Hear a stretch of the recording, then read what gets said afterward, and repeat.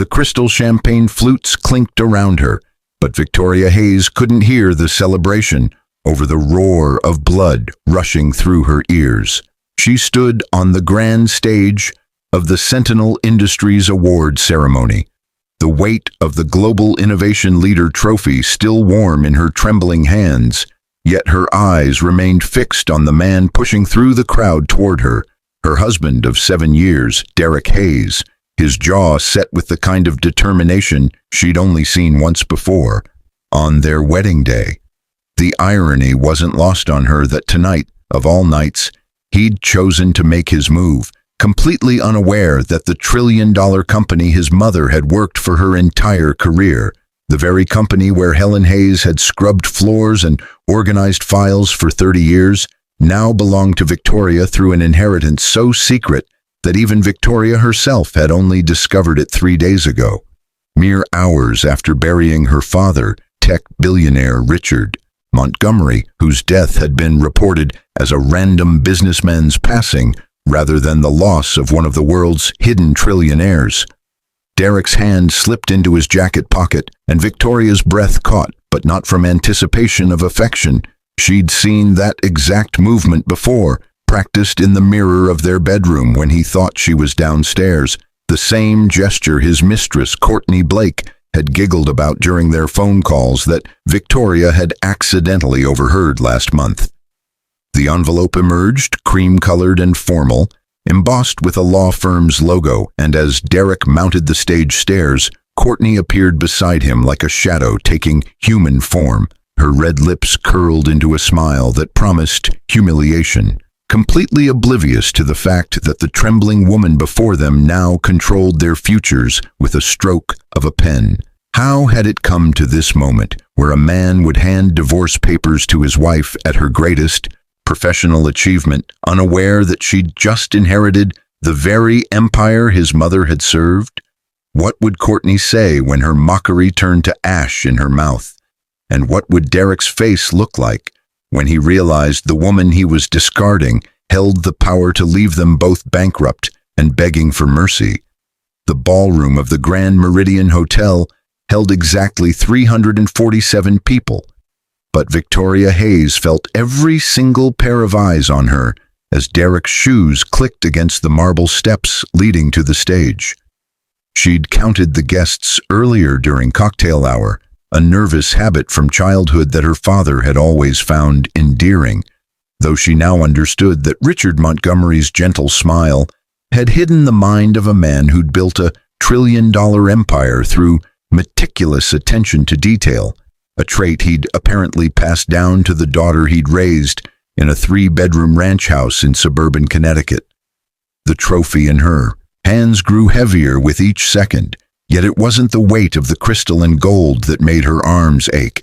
It was the crushing realization that her marriage was ending in front of colleagues who'd just applauded her breakthrough work in sustainable technology, people who had no idea that the quiet woman accepting the Global Innovation Leader Award now owned the very company that employed half of them.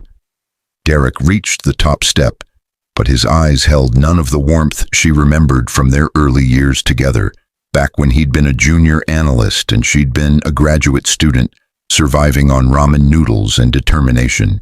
Those days felt like someone else's life now, especially after the revelation that had shattered everything she thought she knew about her identity 3 days ago, when Harrison Matthews, her father's attorney, had appeared at her door with documents that proved Richard Montgomery hadn't been a comfortable but modest businessman. He'd been the silent founder and majority shareholder of Sentinel Industries, the tech giant that had revolutionized everything from cloud computing to artificial intelligence, the company where Derek's mother Helen had worked in human resources since 1994, processing employee benefits and retirement packages without ever knowing that her future daughter-in-law would one day control those very systems. "Victoria," Divorc said, his voice carrying across the silent ballroom, with the kind of formal tone people use when they're performing for an audience, rather than speaking to someone they've shared a bed with for 7 years. His hand extended, holding the cream-colored envelope that she'd known was coming ever since she'd found Courtney's earring under the passenger seat of Derek's car 2 months ago, a discovery she'd never mentioned, choosing instead to watch and wait, a patience that had been rewarded when her father's inheritance had fallen into her lap like divine intervention. "I think we both know this has been coming for a long time." The gasps rippled through the crowd, but Victoria's attention fixed on Courtney Blake, who had positioned herself at the base of the stage stairs, her designer dress probably costing more than Victoria's monthly salary, her expression radiating the kind of smug satisfaction that came from believing you'd won before the game was even finished. Courtney's family had money, the visible kind that funded wings of museums and got their names on university buildings. Yet even the Blake family fortune was a rounding error compared to what Victoria had inherited, a fact that made the younger woman's confident smile almost tragic in its ignorance. "Here?" Victoria's voice came out steady despite the trembling in her hands, yet she wasn't asking because she didn't understand. She was buying time, calculating angles, watching the board members and executives in the audience who would soon report to her, gauging their reactions to determine who might be loyal when she revealed her new position. "You want to do this here, Derek, at my award ceremony?" "I think the theatricality is appropriate," Courtney called from below, her voice dripping with condescension that suggested she'd been planning this moment, savoring it, probably rehearsing her lines in the mirror the same way Derek had practiced pulling divorce papers from his pocket. "After all, you've always been so dramatic about your little achievements, Victoria, playing the struggling career woman when everyone knows you've been riding Derek's connections at Sentinel for years." The accusation was so absurd that Victoria almost laughed. She'd built her career on merit while Derek had networked his way through promotions, leveraging his mother's 3 decades of institutional knowledge to identify the right people to impress. Yet Courtney's version of reality had apparently convinced Derek that his wife was the parasite in their relationship. What neither of them knew was that Helen Hayes's entire career, every promotion she'd earned, every pension contribution she'd made, every stock option she'd been granted, existed because Victoria's father had built the company that employed her, had set the policies that protected her, had created the system that would now allow Victoria to dismantle Derek's entire professional world if she chose to do so. "Sign them," Derek said, placing the envelope on the podium beside her trophy, his fingers lingering just long enough to make the gesture feel like a violation. "Let's both move on with our lives." Victoria picked up the envelope, her hands steady now despite the storm raging in her chest. Yet she didn't open it. Instead, she looked past Derek to where Courtney stood, practically vibrating with anticipated victory, completely unaware that the mockery she was about to deliver would be the most expensive mistake of her privileged life. Victoria's fingers traced the embossed logo on the envelope. Blake and Associates, established 1947, the kind of old money law firm that had probably handled Courtney's family's affairs for generations. Yet the irony was delicious because Victoria's own attorney, Harrison Matthews, had founded Matthews and Sterling in 1952, and his firm had been protecting the Montgomery family's secrets for 73 years. She didn't open the divorce papers, choosing instead to let the silence stretch until it became uncomfortable, a tactic her father had taught her during their Sunday morning chess games, back when she'd thought he was just a thoughtful parent rather than a billionaire, disguising himself as an upper-middle-class businessman to give his daughter a normal childhood. "You're hesitating," Courtney observed from her position at the stage stairs, her voice pitched loud enough to carry to the back tables where junior executives were recording this moment on their phones, creating digital evidence of what they believed would be Victoria's humiliation. Yet what they were actually documenting was the beginning of the most spectacular reversal of fortune in corporate history. "I suppose that's natural when you're about to lose everything you've built your identity around. The dutiful wife, the hard-working career woman, The person who pretends she doesn't know her husband has been with someone better for the past 8 months. 8 months. Victoria filed that information away, adding it to the timeline she'd been constructing since she'd first suspected Derek's infidelity. Yet the duration didn't hurt as much as it should have, because the past 72 hours had recalibrated her understanding of pain. 3 days ago, she'd stood in Riverside Cemetery watching her father's casket being lowered into the ground, surrounded by exactly 47 mourners. She'd counted them too, all of whom had known Richard Montgomery as a kind neighbor, a generous donor to local schools, a quiet man who'd driven a 10-year-old Toyota and clipped grocery coupons, none of them aware that the modest funeral was covering up the loss of one of the world's most influential tech pioneers. Harrison Matthews had waited until the last mourner left before approaching her at the graveside, his silver hair perfectly combed despite the October wind, his expression carrying the weight of secrets he'd kept for decades. Yet when he'd spoken, his words had been simple. Your father wanted you to have a normal life until you were ready. He believed tonight, your award ceremony, would be the right time to tell you who you really are. The memory of that conversation pulled Victoria back 3 days, to the moment when everything had changed, yet she forced herself to remain present, to watch Derek's impatience grow as she continued to hold the unopened envelope. Her husband had no idea that while he'd been planning this public divorce, she'd been sitting in Harrison's office, reviewing documents that proved her father had founded Sentinel Industries in 1989 under a complex network of holding companies and trusts, building it from a small software startup into a trillion-dollar empire that now employed over 200,000 people across 43 countries. The company was always meant to be yours, Harrison had explained, spreading financial statements across his mahogany desk, each page revealing assets that made Victoria's head spin. Real estate holdings in 17 countries, patent portfolios worth billions, investment funds that could influence global markets. Yet the centerpiece was Sentinel Industries, the tech giant where Derek's mother had worked since before Victoria and Derek had even met. Your father maintained the fiction of being a comfortable businessman because he wanted you to develop character, to learn the value of hard work, to build your own achievements before inheriting his.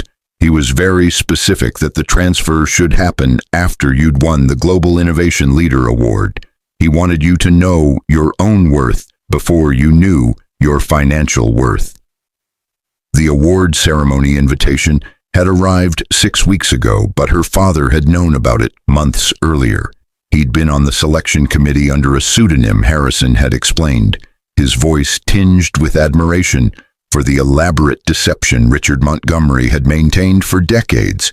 Yet Victoria hadn't been able to process the betrayal and love intertwined in her father's decision because she'd been too busy learning that Helen Hayes, her mother-in-law, had spent 30 years working for a company that Victoria now owned 51% of through an intricate web of trusts and holding companies. Victoria? Derek's voice cut through her memories, sharp with irritation that suggested he'd expected her to crumble by now, to cry, or beg or make a scene that would justify his betrayal in front of their colleagues. Yet she remained still, the envelope unopened in her hands. You're embarrassing yourself. Just sign them so we can all move forward. Move forward, Victoria repeated softly, yet her mind was calculating the chain reaction that would follow once she revealed her new position. How the board members in the audience would react, how Helen Hayes would feel when she learned her son had divorced the woman who now controlled her pension, how Courtney's smugness would evaporate when the power dynamics shifted so drastically that bankruptcy became a genuine possibility for everyone who'd participated in tonight's humiliation. But the most important calculation was this. Her father had died 72 hours ago, leaving her an empire, yet Derek had apparently been planning this public divorce for weeks. which meant he'd been preparing to abandon her while she was grieving, a cruelty that transformed her heartbreak into something colder, sharper, more dangerous than mere anger. Victoria set the envelope down on the podium, leaving it unopened beside her trophy. Yet the gesture wasn't surrender. It was a chess move her father would have appreciated, sacrificing a piece to set up a devastating checkmate. The ballroom had gone silent except for the whisper of expensive fabric as 347 guests leaned forward in their seats. Yet what they were witnessing wasn't the drama they expected, because the woman standing on stage had spent the past 72 hours transforming from grieving daughter into something far more formidable. "You know what I find fascinating, Derek?" Victoria's voice carried across the room with a clarity that surprised even her. Yet the steadiness came from a place beyond emotion. It came from the cold certainty of someone who just discovered they held all the cards in a game their opponents didn't even know they were playing. "Your timing. You've always had terrible timing, but this might be your masterpiece." Courtney laughed, the sound brittle and sharp like breaking glass. Yet she climbed the stage stairs with the confidence of someone who'd never faced real consequences in her 28 years of privileged existence. "Oh, this is rich. She's going to lecture us about timing when she couldn't even time her own career correctly. Tell me, Victoria, how does it feel knowing that everything you've achieved, this award, your position at Sentinel, your entire professional identity, exists because Derek's mother gave him the inside track on company politics? The accusation was designed to wound, to humiliate, to reduce Victoria's 7 years of innovative work in sustainable technology to nothing more than nepotism by marriage. Yet Courtney had made a critical error in her research because Helen Hayes worked in human resources, not technology development, and the patents that had won Victoria this award had been filed entirely independently of any Hayes family connection.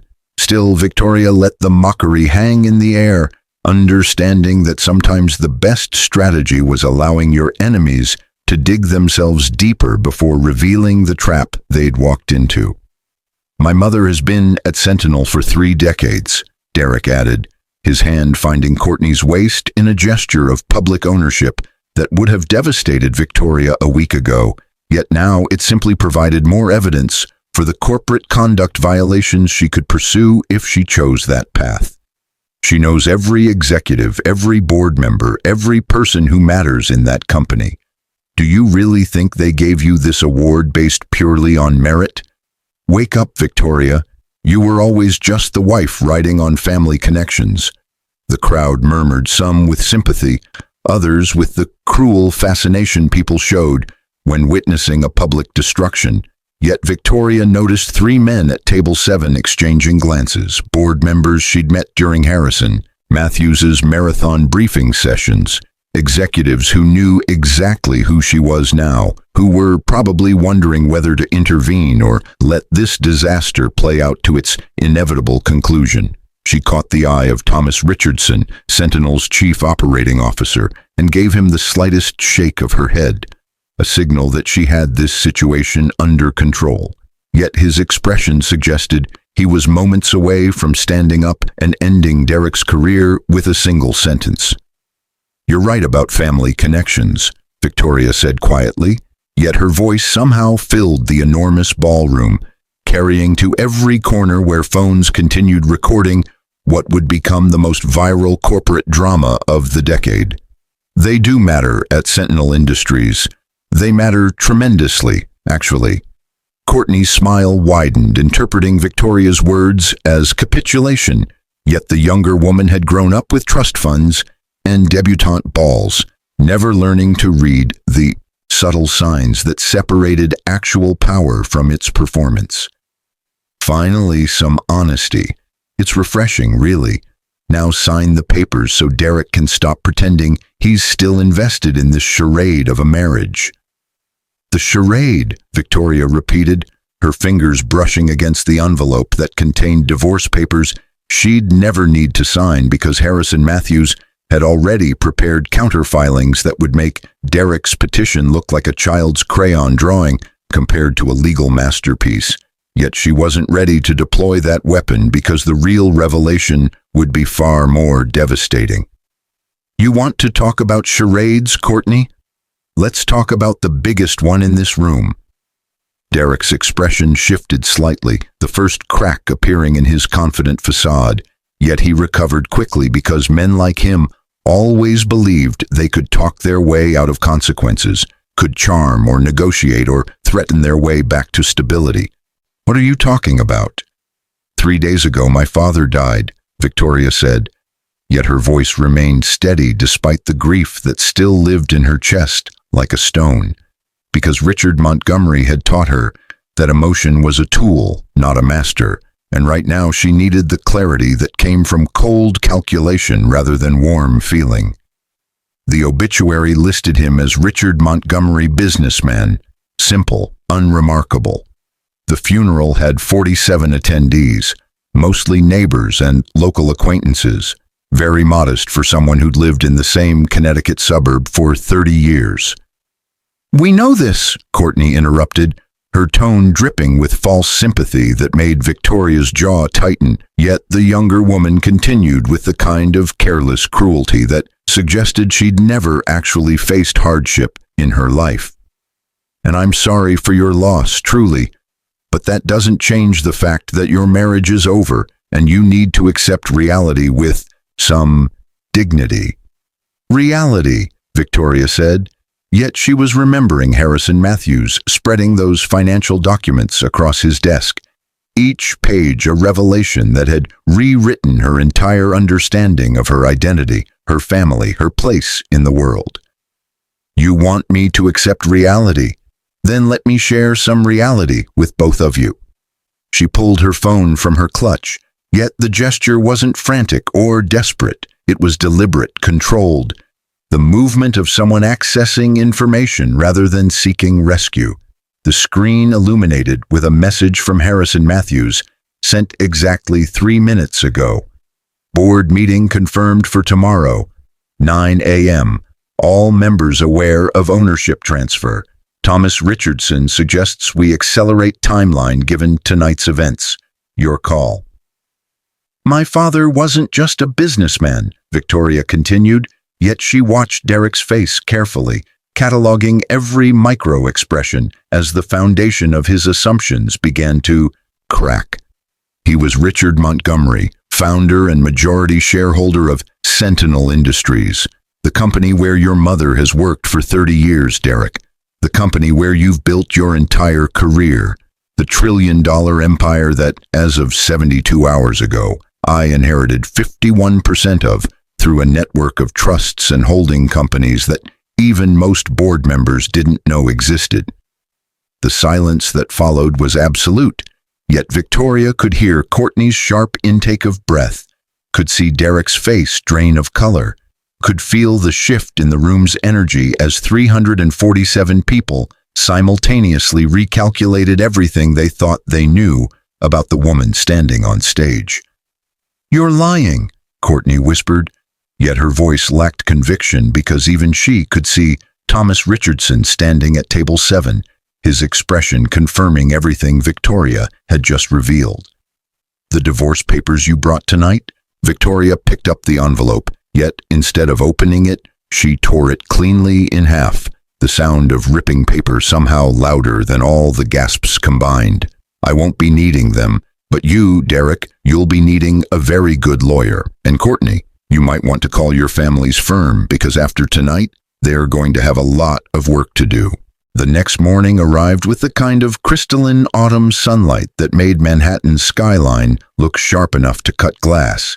Yet Victoria stood in the Sentinel Industries boardroom 70 floors above the street, her reflection in the window showing a woman who'd slept exactly 2 hours, but somehow looked more alive than she had in years. Behind her, 12 board members sat around the obsidian conference table, their faces reflecting various degrees of shock, respect, and calculation as Harrison Matthews distributed folders containing the complete ownership documentation that proved Richard Montgomery had built this empire from nothing, protecting his daughter's normal childhood, while simultaneously constructing a business dynasty that now employed 200,000 people worldwide. "The transfer is ironclad," Harrison announced, his silver hair catching the morning light as he clicked through a presentation that detailed decades of careful legal architecture, each trust and holding company, a piece of her father's elaborate plan to ensure Victoria inherited not just wealth but power at exactly the right moment in her development. Ms. Hayes, or should I say Ms. Montgomery, now controls 51% of Sentinel Industries, with the remaining shares distributed among institutional investors and the employee stock ownership plan that, ironically, includes Helen Hayes's retirement portfolio. Thomas Richardson cleared his throat, yet his expression held admiration rather than resentment, because he'd spent 30 years building Sentinel alongside Richard Montgomery, knowing the founder's true identity while helping maintain the fiction that had protected Victoria's childhood. The question before this board is simple. How do we handle last night's incident? Derek Hayes's employment contract includes a morality clause, and publicly humiliating the majority shareholder at an industry event certainly qualifies as a violation. Victoria turned from the window, yet she'd been listening to every word, calculating the ripple effects of each decision like her father had taught her during those Sunday chess games that she now understood had been training sessions for exactly this moment. "What's Derek's current position?" "Senior Vice President of Strategic Partnerships," answered Margaret Chen, the Chief Human Resources Officer, who'd worked alongside Helen Hayes for 15 years, yet her loyalty was clearly to the company rather than to her colleague's son. "He manages relationships with our top 50 enterprise clients, generates approximately $300 million in annual revenue, and his contract runs through 2027 with a buyout clause of $8 million. "And Courtney Blake?" Victoria asked, yet she already knew the answer because she'd spent the hours between midnight and dawn researching everything about the woman who'd mocked her, discovering that Courtney's family firm represented 12 of Sentinel's major clients, creating a web of professional entanglement that made simple revenge far less satisfying than strategic consequences. "Blake and Associates handles legal work for several of our key accounts," Thomas confirmed, pulling up a financial summary that showed exactly how much business flowed through Courtney's family firm. $47 million annually in legal fees, a number that represented the foundation of the Blake family's current generation of wealth, built on relationships that Victoria now controlled with a single contract renewal decision. "They've been our counsel on the Patterson merger, the European expansion, and the intellectual property litigation against Comptech." Victoria returned to the table, yet instead of sitting at the head, where her father's empty chair waited, she took the seat directly across from it, a symbolic gesture that suggested she wasn't trying to replace Richard Montgomery but rather honor his legacy by leading differently. "Here's what's going to happen. Derek's employment will be terminated effective immediately for violation of the morality clause, specifically creating a hostile work environment and publicly defaming the company's majority shareholder. His buyout clause is void under these circumstances, but we'll offer him 6 months severance contingent on a comprehensive non-disclosure agreement."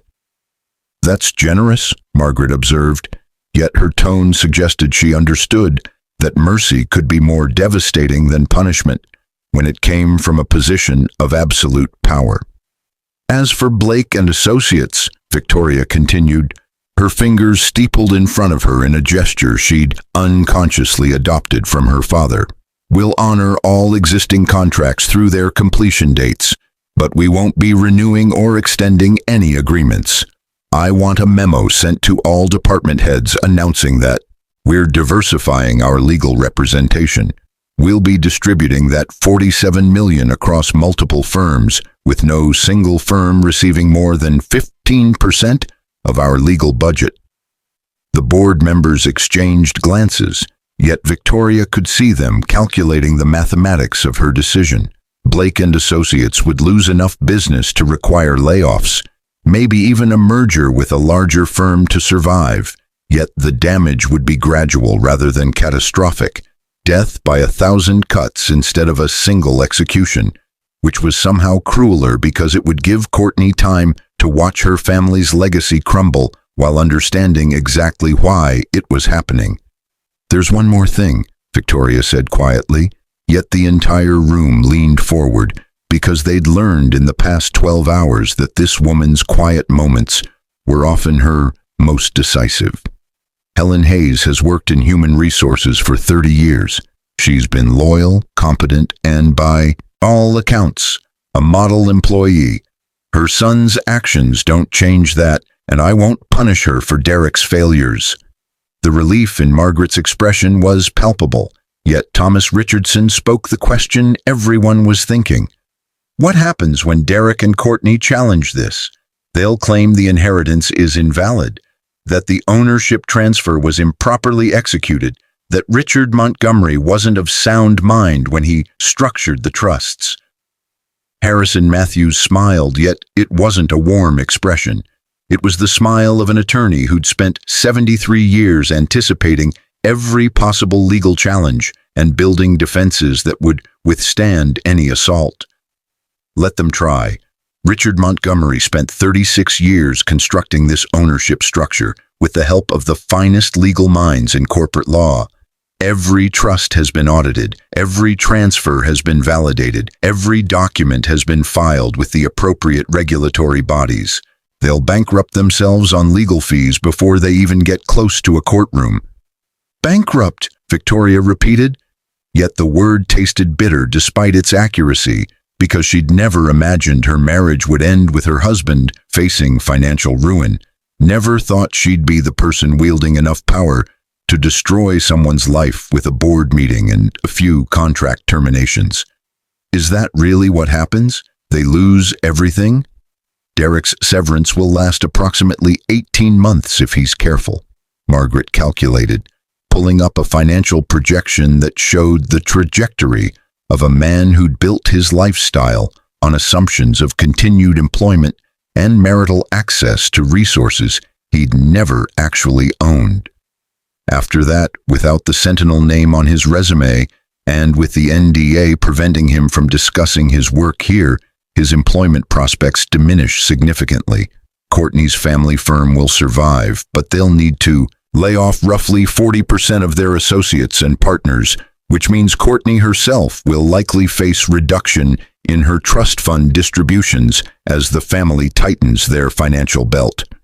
"Not bankrupt, then," Victoria said, yet she was remembering the look on Derek's face when she'd revealed her inheritance. The way his confident superiority had crumbled into something that looked like genuine fear, and she discovered that revenge felt nothing like she'd imagined. It felt empty, necessary, but ultimately hollow because it couldn't repair the 7 years of marriage she'd invested in a man who'd been willing to humiliate her at her moment of greatest achievement. The boardroom phone buzzed, yet Margaret answered it with the efficiency of someone who'd managed corporate crises for decades, listened for 30 seconds, then looked at Victoria with an expression that suggested the final act of this drama was about to begin. "Derek and Courtney are in the lobby.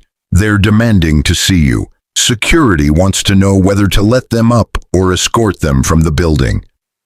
Victoria stood, yet she moved to the window again, looking down at the street 70 floors below, where people moved through their lives, unaware that in this building, at this moment, the consequences of betrayal and mockery were being calculated with the precision of a mathematical equation. Let them up. Conference room C alone. No security, no attorneys, just the three of us. "Victoria," Thomas started, yet she raised her hand because she'd already made this decision during the sleepless hours of the night. already understood that some conversations needed to happen without witnesses or recording devices, or the protective buffer of corporate power. 15 minutes later, Victoria sat across from Divorc and Courtney in a small conference room, yet the intimacy of the space somehow made the power differential more obvious rather than less. She was calm, centered, entirely in control, while they looked like people who'd spent the night discovering that the world they'd understood no longer existed. Divorc's suit was rumpled, suggesting he'd slept in it, or perhaps hadn't slept at all, while Courtney's perfect makeup couldn't quite hide the redness around her eyes that indicated she'd been crying. A vulnerability that would have moved Victoria yesterday, but today simply registered as information. "Please," Divorc said, yet the single word contained more desperation than Victoria had heard from him in their entire 7-year marriage, more genuine emotion than he'd shown when proposing, when saying his vows, when coming home to the apartment they'd shared, while he'd been sleeping with another woman for 8 months. "Please, Victoria, I made a mistake. We both did. But destroying our lives won't change what happened." "Destroying your lives," Victoria repeated, yet she was thinking about how her father had spent 36 years building an empire while living in a modest suburban house, how he'd clipped grocery coupons while controlling assets worth more than most nations' GDP, how he'd taught her that true power came not from displays of wealth, but from the careful cultivation of strategic advantage. "Is that what you think this is about? Destruction?" Courtney leaned forward, yet her earlier mockery had been replaced with something that looked almost like genuine remorse, though Victoria suspected it was simply the fear of someone who'd never faced consequences suddenly discovering that actions had costs. "My family's firm will lose millions. 40 associates will lose their jobs. My father built that practice over 50 years, and because I was cruel to you for 5 minutes, you're dismantling his legacy." "Your father built his practice on relationships with clients who trusted Sentinel Industries," Victoria corrected, yet her voice remained gentle because she'd discovered that quiet delivery was more devastating than anger when you held all the power. "Those relationships don't transfer automatically to the next generation. They have to be earned, maintained, protected. You stood on a stage last night and mocked the majority shareholder of your firm's largest client, demonstrated appalling judgment and cruelty, and now you're experiencing the natural consequences of that decision." "What do you want?" Divorc asked, yet his hands were shaking as he placed them flat on the conference table, and Victoria realized with sudden clarity that this was what begging looked like when it came from a man who'd never had to plead for anything in his privileged life. "Money, an apology, public humiliation to match what we tried to do to you. Tell me what you want, and I'll do it." Victoria sat back, yet she was seeing her father in her mind, remembering the last conversation they'd had before, his unexpected heart attack when he'd told her that the measure of a person wasn't how they wielded power, but how they chose to use it when no one was watching, when there were no consequences for cruelty, when mercy cost them something real. "I want you to understand something," she said quietly, yet every word carried the weight of decisions already made, of consequences already in motion, of a future that had been rewritten by divorce papers delivered at an award ceremony. "I loved you, Divorc. For 7 years, I built my life around our marriage, around the future I thought we were creating together, and you threw that away for someone who made you feel important, who flattered your ego, who promised you a life that felt more exciting than the one we had." "I know," Divorc whispered, yet the words came too late, meant nothing against the backdrop of his willingness to humiliate her publicly, to dismiss her achievements, to hand her divorce papers at the moment she'd earned the industry's highest honor.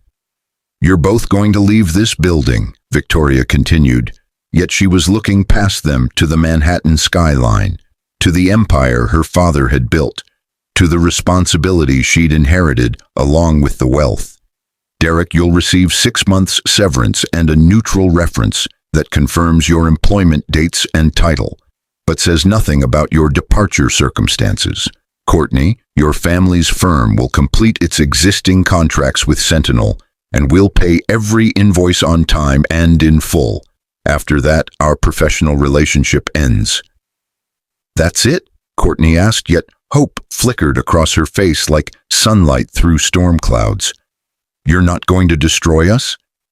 I don't need to destroy you, Victoria said, standing from the table with the fluid grace of someone who discovered their own power and decided exactly how to use it. You'll do that yourselves. Derek, you'll spend the rest of your career explaining why you left Sentinel after 7 years, and eventually someone will discover the truth and share it, and your reputation will follow you everywhere. Courtney, you'll watch your family's firm shrink, knowing that your 5 minutes of cruelty cost 40 people their livelihoods, and that knowledge will be its own punishment.